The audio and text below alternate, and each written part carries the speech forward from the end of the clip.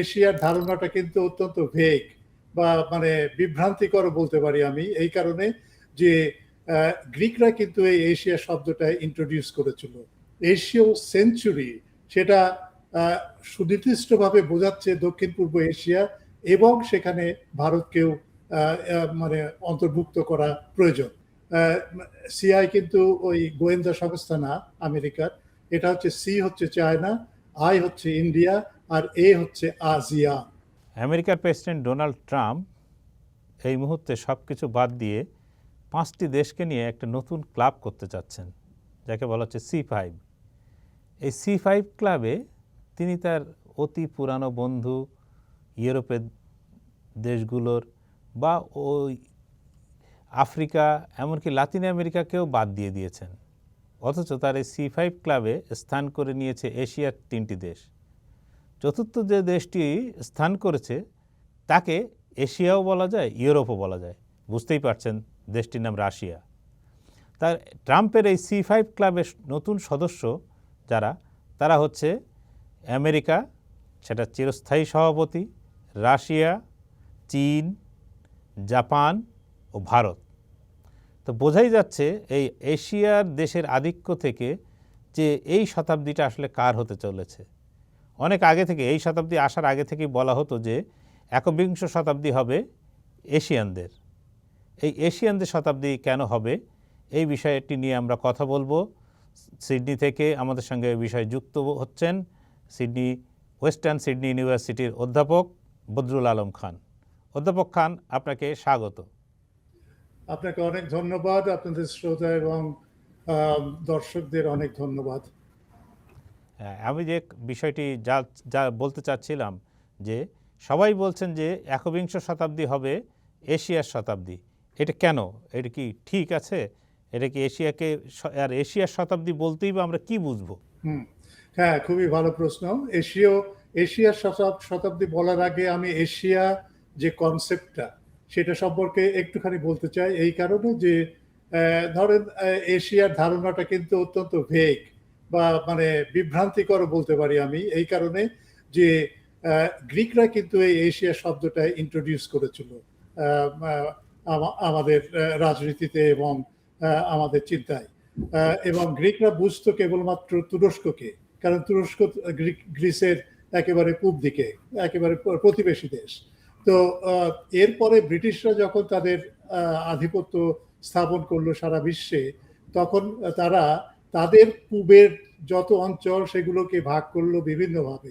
যেমন আপনি লক্ষ্য করে দেখবেন মধ্যপ্রাচ্য, সেটাও এশিয়া, দূর প্রাচ্য, ফার ইস্ট, সেটাও এশিয়া, আবার মধ্য এশিয়া, সেটাও Asia, near Asia, far Asia এবং দক্ষিণ এশিয়া, তারপরে দক্ষিণ পূর্ব এশিয়া, উত্তর এশিয়া পর্যন্ত বলছে, যেটা জাপান এবং কোরিয়াকে নিয়ে।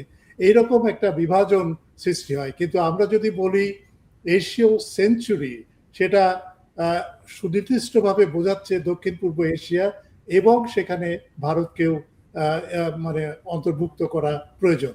এবং তারা বলছে যে 3টা দেশ বা এলাকা মূল ভূমিকা পালন করবে এই এশীয় সেঞ্চুরিতে। একটা হচ্ছে চীন, এবং সেটা আমরা জানি কি কারণে, সেটা আমি পরে আসি। দ্বিতীয় হচ্ছে আসিয়ান দেশ।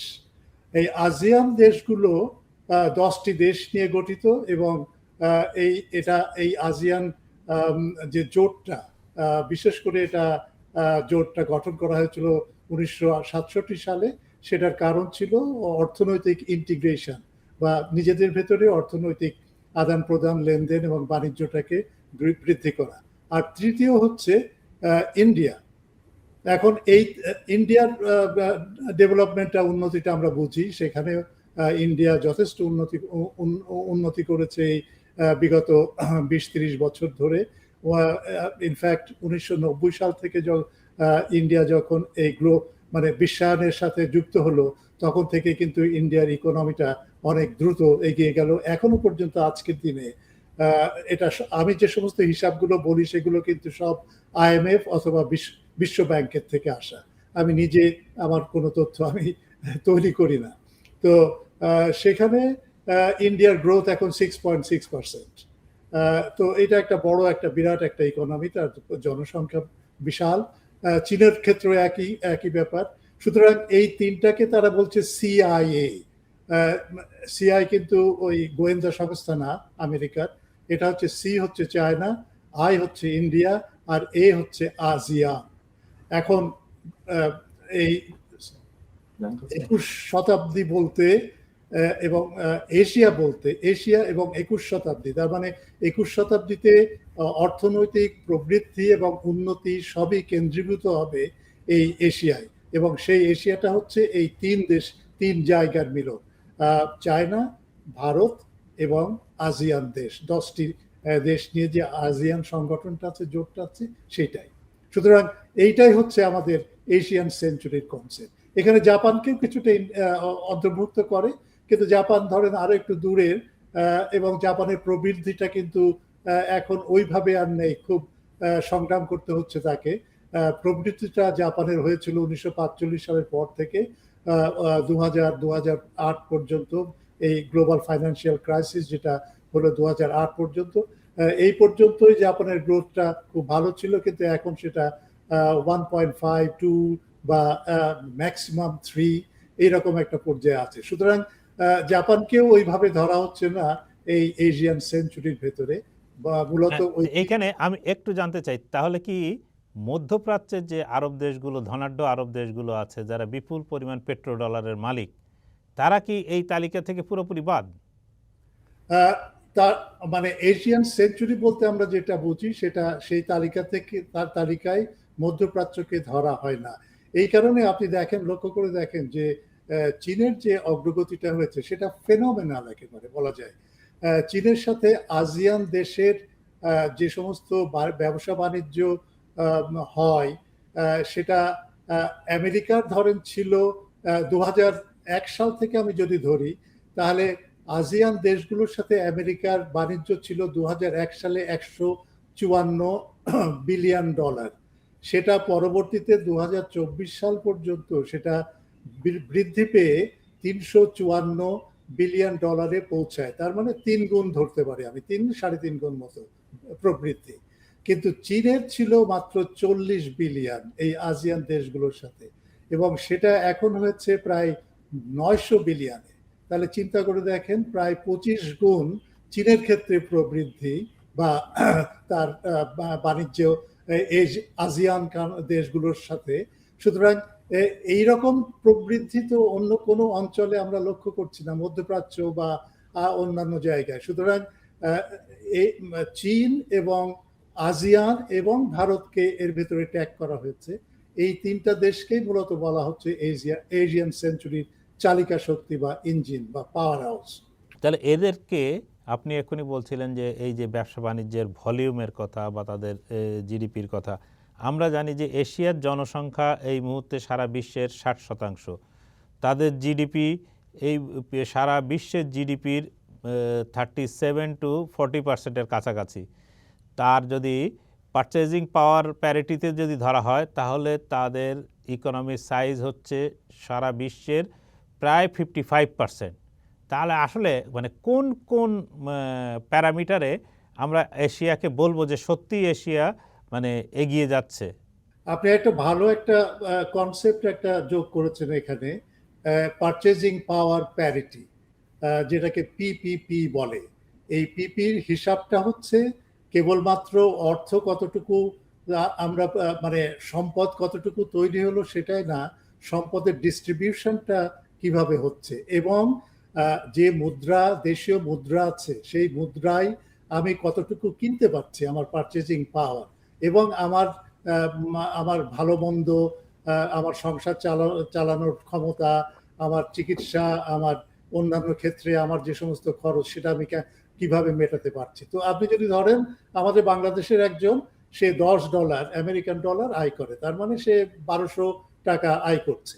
তো এই 1200 টাকা দিয়ে সে যে পরিমাণ জিনিস বা পণ্য কিনতে পারবে, সেই $10 দিয়ে আমেরিকার কোনো মানুষ সেই পণ্য কিনতে পারবে না।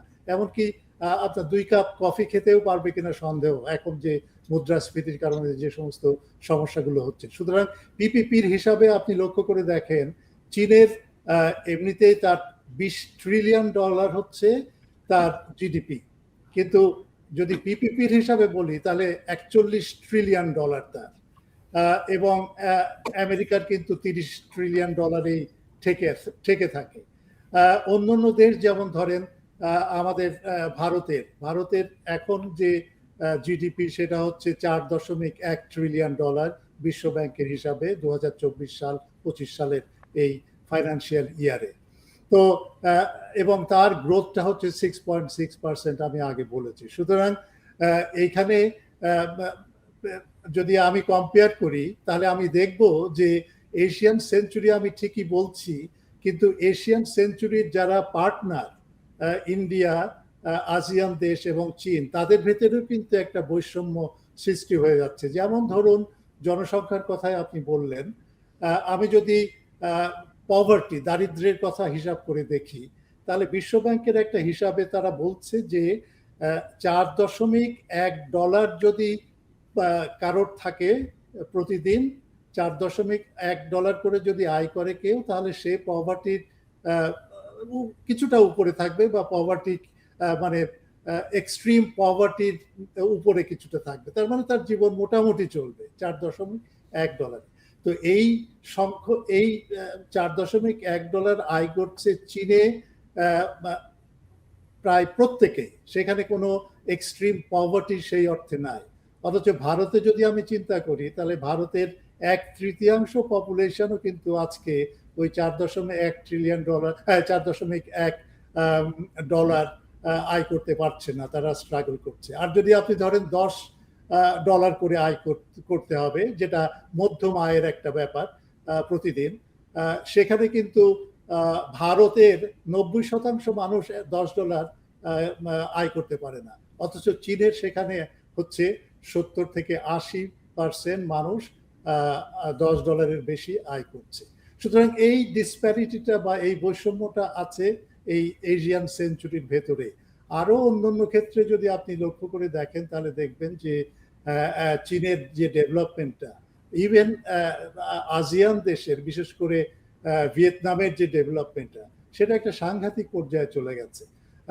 আর একটা জিনিস হচ্ছে যেটা এটার কারণ হচ্ছে যে তারা যে ফ্রি ট্রেড শুরু হয়েছিল বিশ্বায়নের কারণে, সেই ফ্রি ট্রেডের সমস্ত কিছু তারা সুন্দর করে ম্যানেজ করতে পেরেছে, তারা ব্যবস্থা নিতে পেরেছে তাদের দেশের উন্নতির জন্য। এর বড় উদাহরণ হচ্ছে ভিয়েতনাম, এর বড় উদাহরণ হচ্ছে থাইল্যান্ড থেকে শুরু করে আরো আসিয়ান যে সমস্ত দেশগুলো আছে।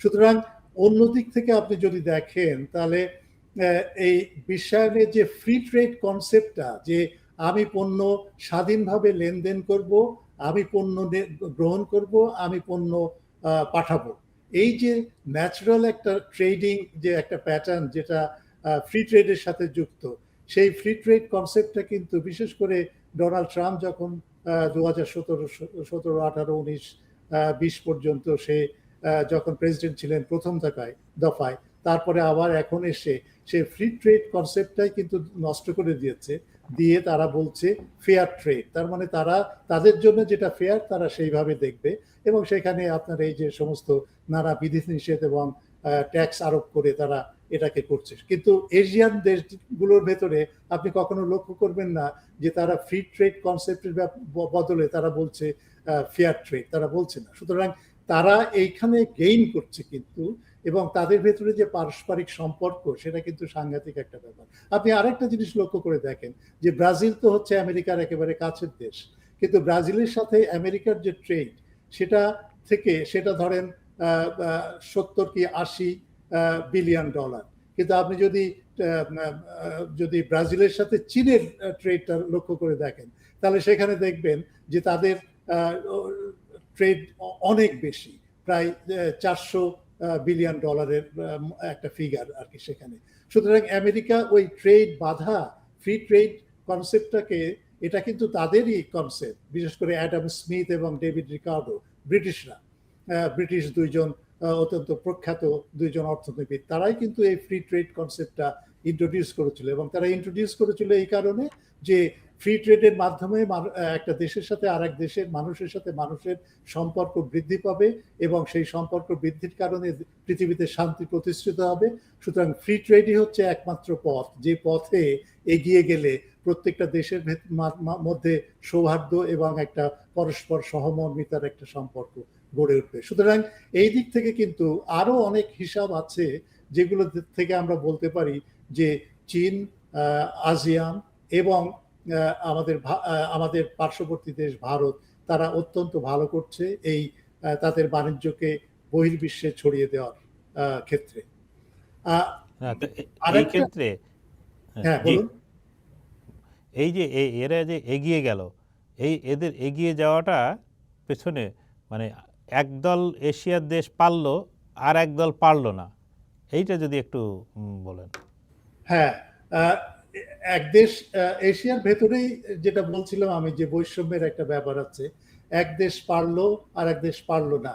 এটা নির্ভর করে আপনার অর্থনৈতিক যে কাঠামোটা একটা দেশের, সেই কাঠামোটাকে আমি কিভাবে অ্যাডাপ্ট করছি বিশ্বের পরিবর্তিত পরিস্থিতির সাথে। আপনি লক্ষ্য করে দেখেন চীন কিন্তু যখন, আমি চীনের উদাহরণটাই ব্যবহার করছি, চীন যখন 1949 সালে বিপ্লব করে মাও সেতুং ক্ষমতায় আসলো এবং কমিউনিস্ট পার্টি ক্ষমতায় আসলো, সে 1949 সাল থেকে শুরু করে 1979 পর্যন্ত চীনের অবস্থাটা কিন্তু খুব একটা ভালো ছিল তা না। তারা নানা ধরনের এক্সপেরিমেন্টেশন করেছে।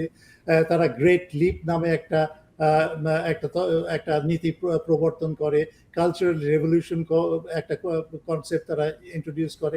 এগুলো কিন্তু তাদের অর্থনৈতিক অগ্রগতিকে কিন্তু খুব একটা এগিয়ে নিতে পারে না। কিন্তু ডেং জিয়াওপিং যখন 1979 সালে ক্ষমতায় আসলেন, তখন তিনি দেখলেন যে এই উৎপাদন শক্তিকে উন্নত না করে এবং উন্নত না করে চীন কোনোভাবে এগিয়ে যেতে পারবে না। আর এই মানে প্রোডাক্টিভ ফোর্স বা উৎপাদনী শক্তি যেটা আমরা বলি, সেটা প্রথমত এগ্রিকালচারে করতে হবে, কৃষিতে করতে হবে এবং শিল্পে করতে হবে সাইমultaneously, যেন তাদের ভিতরে একটা সিনার্জি থাকে, একটা সামঞ্জস্য থাকে।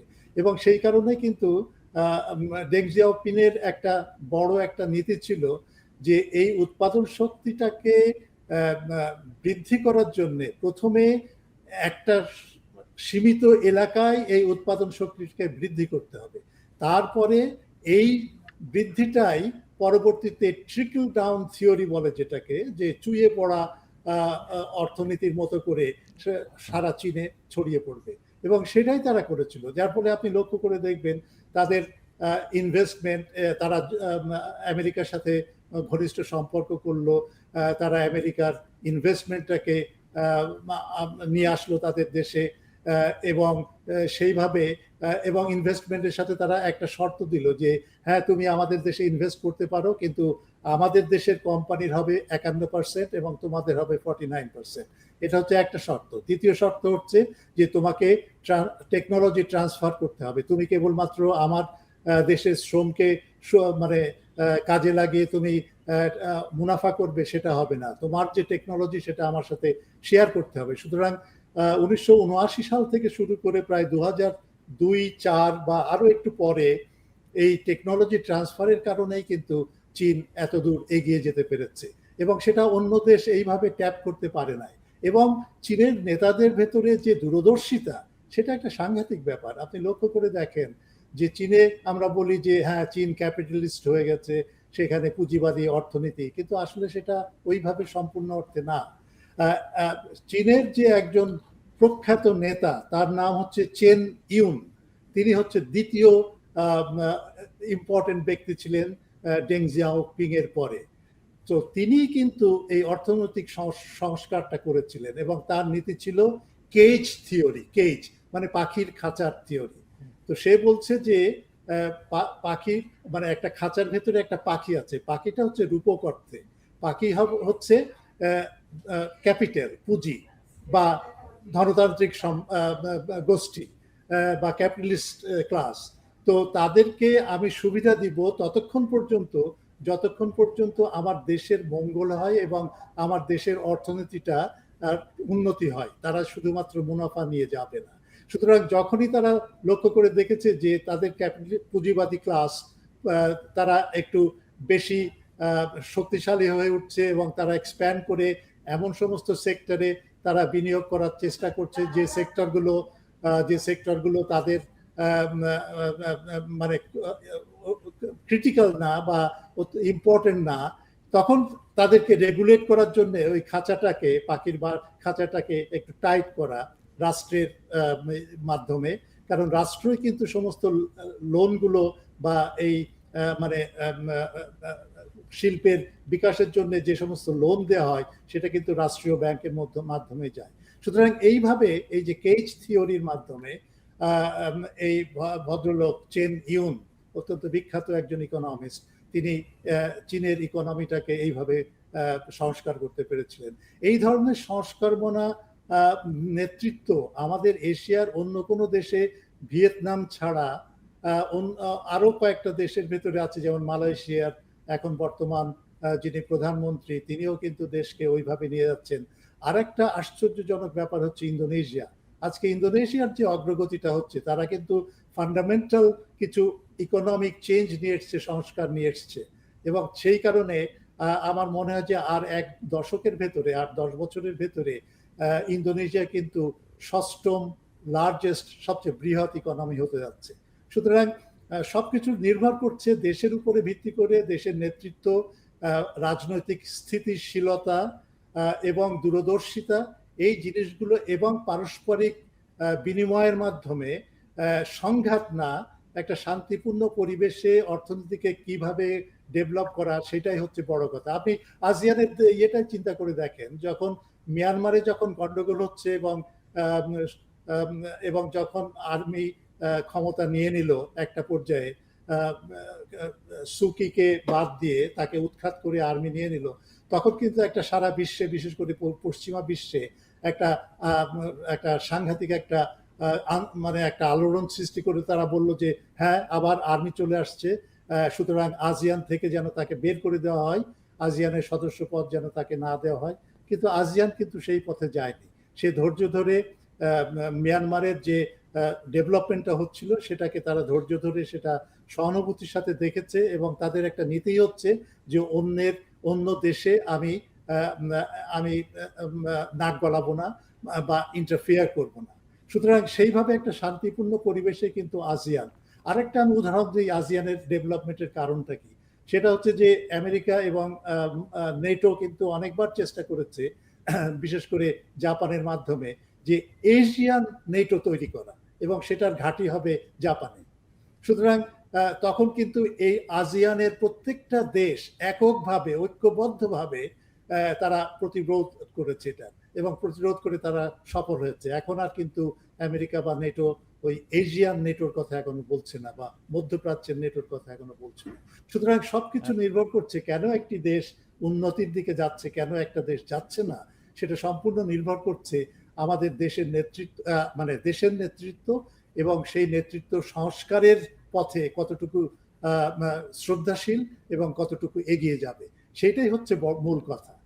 সেই কারণেই কিন্তু এই সমস্ত দেশগুলো এগিয়ে গেছে। এখানে যদি আমি নেতৃত্বের কথা বলি, তাহলে এশিয়ার যে দেশগুলো এগিয়ে যাচ্ছে বা মানে যারা এখনো অল্প করে এগোচ্ছে, যারা বেশি দ্রুত এগোচ্ছে, আপনি চীন বললেন, আসিয়ানের দেশগুলোর কথা বললেন, তো এদের হচ্ছে এদের অগ্রগতিটা টেকসই হবে, কতটা টেকসই হবে, কেন হবে, মানে সাস্টেইন করবে কিনা। 2 হচ্ছে মানে ভবিষ্যৎ ভূ রাজনীতিতে, এই যে আমি যদি ধরি যে খুব নিকট ভবিষ্যতের ভূ রাজনীতিতে এদের এই উন্নয়নটা কি ধরনের প্রভাব ফেলবে পুরো বিশ্ব ব্যবস্থায়।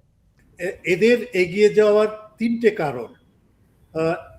একটা কারণ হচ্ছে তারা, আগেই বলেছি, ফ্রি ট্রেডের প্রতি শ্রদ্ধাশীল, এবং সেই ফ্রি ট্রেডটাই তারা মেনটেন করে গেছে। দ্বিতীয় হচ্ছে তারা তাদের অর্থনৈতিক সম্প্রসারণটা কেবলমাত্র তাদের ভেতরেই সীমাবদ্ধ রাখেনি, প্রত্যেকটা দেশই কেবল আশপাশ প্রতিবেশী দেশে না, আরো অন্যান্য মহাদেশেও তারা তাদের প্রভাব বিস্তার করছে। আজকে যদি দক্ষিণ আমেরিকাকে আপনি দেখেন, সেখানে লক্ষ্য করে দেখবেন যে এই বেল্ট অ্যান্ড রোডের কারণে, চীনের এই অত্যন্ত একটা বড় প্রকল্পের কারণে আজকে দক্ষিণ আমেরিকায় চীনের যে ইনভলভমেন্ট বা বিনিয়োগ, সেটা ইভেন আমেরিকা ধারে কাছেও যেতে পারছে না। সুতরাং এই একটা দিক যে তারা এক জায়গায় কনসেন্ট্রেট করে না, তারা ছড়িয়ে পড়ছে বিভিন্নভাবে। আপনি একটা লক্ষ্য করে দেখেন যে এবং ভারতও কিন্তু সেটাও করছে। ভারতের ফার্মাসিউটিক্যাল ইন্ডাস্ট্রির একটা উদাহরণ দিয়ে আমি বলি। ভারতের ফার্মাসিউটিক্যাল ইন্ডাস্ট্রি কিন্তু সাংঘাতিক একটা বড় একটা ইন্ডাস্ট্রি, একটা শিল্প। এবং আমরা যত ভ্যাকসিন তৈরি করি, পৃথিবীতে যত ভ্যাকসিন তৈরি হয়, সেটা আপনার ফ্লুর জন্য বলি, যত ধরনের ভ্যাকসিন আছে তার 70% কিন্তু তৈরি করে ভারতের ফার্মাসিউটিক্যাল ইন্ডাস্ট্রি। আর 20% যত ওষুধ তৈরি হয় আমাদের পৃথিবীতে, 20% ওষুধ তৈরি করে ভারত। সুতরাং ভারত কিন্তু এই রাশিয়ার সাথে সাম্প্রতিককালে যে চুক্তিটা হলো, সেই চুক্তিটা ভেতরে তারা একটা ফার্মাসিউটিক্যাল ইন্ডাস্ট্রি করবে রাশিয়াতে, এবং সেখানে তারা ওই যে ক্যান্সারের যে টিকাটা বের করেছে রাশিয়া, সেই টিকার উৎপাদনটা সেখানে করবে। এবং শুধু সেখানে না, তারা কিন্তু ছড়িয়ে পড়ছে দক্ষিণ আমেরিকায়, মধ্যপ্রাচ্যে, এমনকি ইউরোপের এবং আমেরিকায়। তারা কিন্তু ভারতের এই ফার্মাসিউটিক্যাল প্রোডাক্টগুলোর উপরে অনেকখানি নির্ভরশীল। সুতরাং তারা এক জায়গায় স্থিতিশীল অবস্থায় নাই, তারা ছড়িয়ে পড়ছে বিভিন্ন জায়গায়। এটা হলো দ্বিতীয়। তৃতীয় হচ্ছে সভ্যতার ব্যাপার। আপনি লক্ষ্য করে দেখেন যে বিগত 200, 300, 400 বছরের যে সভ্যতার বিকাশ হয়েছে বিভিন্ন জায়গায় ভৌগোলিকভাবে, আমি যদি বলি, তাহলে ইউরোপে কি হয়েছে? ইউরোপে ব্রিটেন ছিল একটা সভ্যতার একটা ঘাঁটি এবং সাম্রাজ্যের একটা ঘাঁটি। সেটা কিন্তু একটা দেশকে নিয়ে হয়েছে। দ্বিতীয় হচ্ছে আমেরিকা, সেটাও কিন্তু একটা দেশকে নিয়ে বর্তমানে।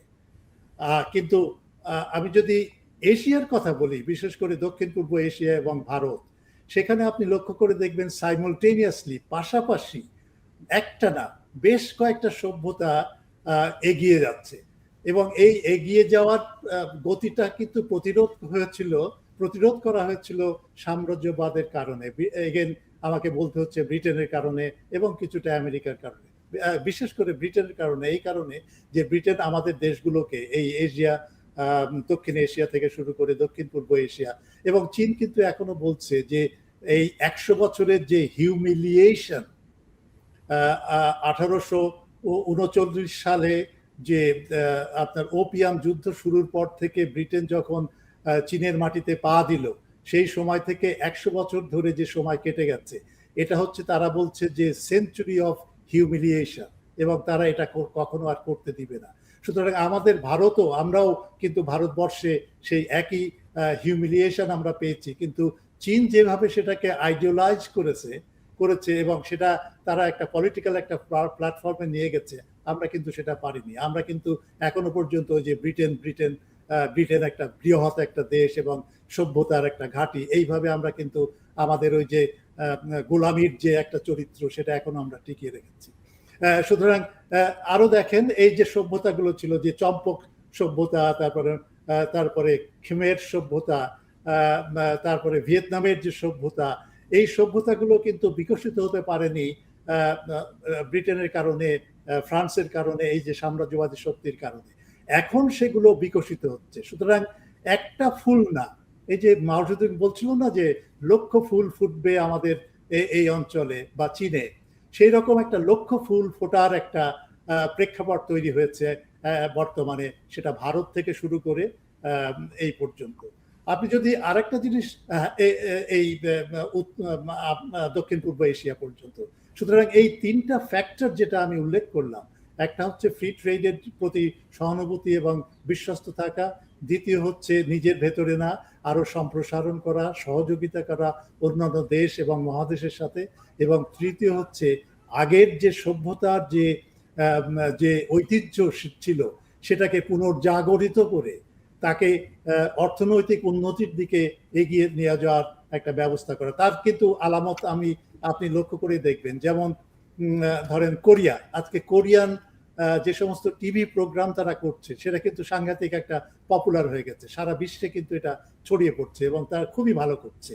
তারপরে ধরেন জাপানি কার্টুন, সেটা একটা বড় একটা বাজার দখল করছে এবং জাপানকে চেনে ওই কার্টুনের মাধ্যমে অনেকেই, এবং জাপানি খাবার সুশি, ভারতের কথা ধরেন বলিউড। সুতরাং এই যে একটা প্রস্ফুটন হচ্ছে সভ্যতার, তার ভেতরে দ্বন্দ্ব আছে ঠিকই, বা বলিউডকে আমি সম্পূর্ণভাবে বলবো না যে এটা সভ্যতারই একটা বিকাশ, বাট কিন্তু এটা তো পপুলারাইজ হচ্ছে, এবং এর একটা যে অর্থনৈতিক একটা রিটার্ন যেটাকে আমরা বলি, সেটা খুব সাংঘাতিক একটা ব্যাপার, তাই না? এবং সেই জাপানেরও ক্ষেত্রে একই এবং কোরিয়ার ক্ষেত্রে একই। সুতরাং এই যে তিনটা ফ্যাক্টর, সভ্যতা, ছড়িয়ে পড়া এবং ফ্রি ট্রেডের প্রতি সহানুভূতিশীল থাকা, এই তিনটে ফ্যাক্টরই কিন্তু আজকে এশিয়ান দেশগুলোকে এই বলছে যে হ্যাঁ, তারা কেবলমাত্র এই সময়ের একটা নির্দিষ্ট সময়ের জন্যই তাদের ইমপ্রুভমেন্টটা হবে না বা উন্নতি হবে না, এটা আরো এগিয়ে যাবে এবং এগিয়ে থাকবে, এবং তার বিভিন্ন নিদর্শন আমরা কিন্তু ইতিমধ্যে পাচ্ছি, বিশেষ করে পলিটিক্যাল ক্ষেত্রে এবং অর্থনৈতিক ক্ষেত্রে এবং সাংস্কৃতিক ক্ষেত্রে। অধ্যাপক খান, আমার শেষ প্রশ্ন, যে আপনি বলছেন এই এশিয়ার শতাব্দীটা মূলত ভারত থেকে শুরু করে পূর্ব দিকে, দক্ষিণ পূর্ব এশিয়া মানে আসিয়ান এবং চীন, এদেরকে ঘিরেই এশিয়ার শতাব্দীটা শুরু হচ্ছে।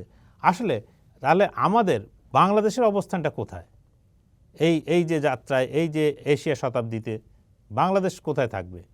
হ্যাঁ, এটা একটা খুবই চমৎকার একটা প্রশ্ন। আমরা বাংলাদেশি, আমাদের দেশ, সুতরাং এই এশিয়ান যে সেঞ্চুরি এবং এশিয়ার যে উন্নতি হচ্ছে সেখানে আমরা কতটুকু লাভবান হতে পারি ইত্যাদি, এই প্রশ্নটা আসলে খুবই গুরুত্বপূর্ণ। আপনি যদি লক্ষ্য করে দেখেন, বাংলাদেশের জিডিপি কিন্তু 2024 এবং 2025-এর হিসাবে, বিশ্বব্যাংকের হিসাবে, সেটা ছিল $475 বিলিয়ন। 475 বিলিয়ন। এখন কি অবস্থায় আছে জানি না, বিশেষ করে রাজনৈতিক অস্থিরতার কারণে হয়তো সেটা পরিবর্তন আসতে পারে। এই $475 বিলিয়ন আপনি যদি কম্পেয়ার করেন পাকিস্তানের সাথে, তাদের কিন্তু জিডিপি হচ্ছে $410 বিলিয়ন এবং ভারতের $4 ট্রিলিয়ন। সুতরাং এই যে অর্থনৈতিক পরিবেশ যেটা আমাদের দক্ষিণ এশিয়াতে আছে, এবং সেখানে বাংলাদেশ একটা অংশ, একটা দেশ, তো বাংলাদেশের যে আয়টা হচ্ছে সেটা যে সমস্ত সেক্টরে, তার ভেতরে একটা হচ্ছে গার্মেন্টস ইন্ডাস্ট্রি, দ্বিতীয় হচ্ছে আমাদের জনসম্পদ রপ্তানি, তৃতীয় হচ্ছে সার্ভিস সেক্টর ডেভেলপ করেছে, এবং চতুর্থ হচ্ছে আমাদের অবকাঠামো বিনির্মাণে প্রচুর পরিমাণে বিনিয়োগ এবং তার থেকে রিটার্ন যেটা। সুতরাং এই চারটা ক্ষেত্রে কিন্তু আমাদের সবচেয়ে বড় উন্নতি হচ্ছে। এখন আপনি যদি গার্মেন্টস ইন্ডাস্ট্রির কথা বলেন, তাহলে সেখানে কিন্তু প্রতিদ্বন্দ্বিতা হচ্ছে কিন্তু অত্যন্ত তীব্রভাবে, বিশেষ করে ভিয়েতনামের এবং শ্রীলঙ্কার গার্মেন্টস ইন্ডাস্ট্রি এবং আরো কিছু কিছু এশিয়ান দেশে, দক্ষিণ পূর্ব এশিয়ার দেশ, তারা কিন্তু এই ক্ষেত্রে এগিয়ে গেছে অনেকটা। আমরা যে মানব সম্পদ রপ্তানি করি সেটাও কিন্তু অনেক ক্ষেত্রে মানে নির্ভর করে রাজনৈতিক পরিবেশের উপরে, সেটাও কিন্তু একটা হুমকির, সবসময় একটা হুমকির ভেতরে থাকে। কিন্তু মানে একটা রাজনৈতিক স্থিতিশীলতা বড় একটা প্রয়োজন।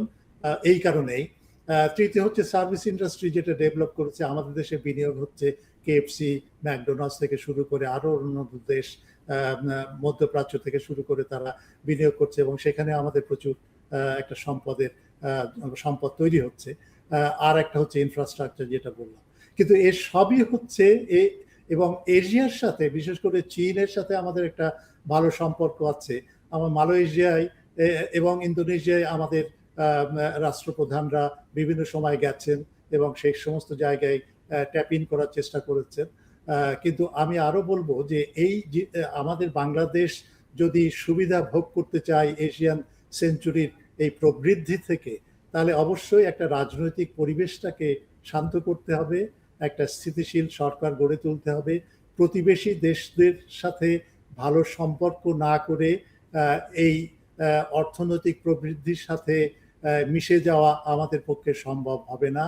সেটা আমাদের সাথে পাকিস্তানের সম্পর্ক যেরকম গুরুত্বের, তেমনি আমাদের ভারতের সাথে সম্পর্ক গুরুত্ব। সুতরাং এই দিকগুলো আমরা বিবেচনায় নিলে এবং আমাদের যোগাযোগের প্রসারটা যদি আমরা আরেকটু এগিয়ে নিতে পারি, বিশেষ করে চীন, ইন্দোনেশিয়া, মালয়েশিয়া এবং মিয়ানমার, সেটাও আমাদের পার্শ্ববর্তী দেশ, এবং সেটাও তারও কিন্তু আমাদের সাথে ইকোনমির একটা ট্যাগ হতে পারে বা টাই আপ হতে পারে।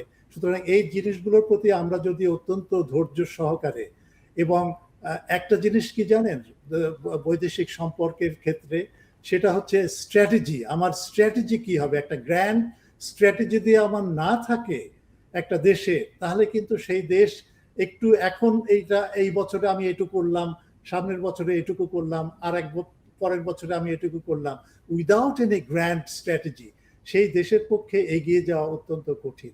সুতরাং আমি বলবো আমাদের নেতৃত্বের কাছে যে আপনারা একটা গ্র্যান্ড স্ট্র্যাটেজি তৈরি করেন, আমাদের দেশের উন্নতিটা কিভাবে হবে এবং পার্শ্ববর্তী দেশগুলোর সাথে সম্পর্কটা কিভাবে ভালো করে আমরা এগিয়ে যাব, সেটা এশিয়াই হোক আর দক্ষিণ এশিয়ার অন্যান্য দেশের সাথে হোক। এইটাই হচ্ছে আমাদের দেশের উন্নতির আমার মনে হয় একমাত্র পথ। ধন্যবাদ অধ্যাপক খান। আমাদের দেখা হবে এর পরের কোনো পর্বে।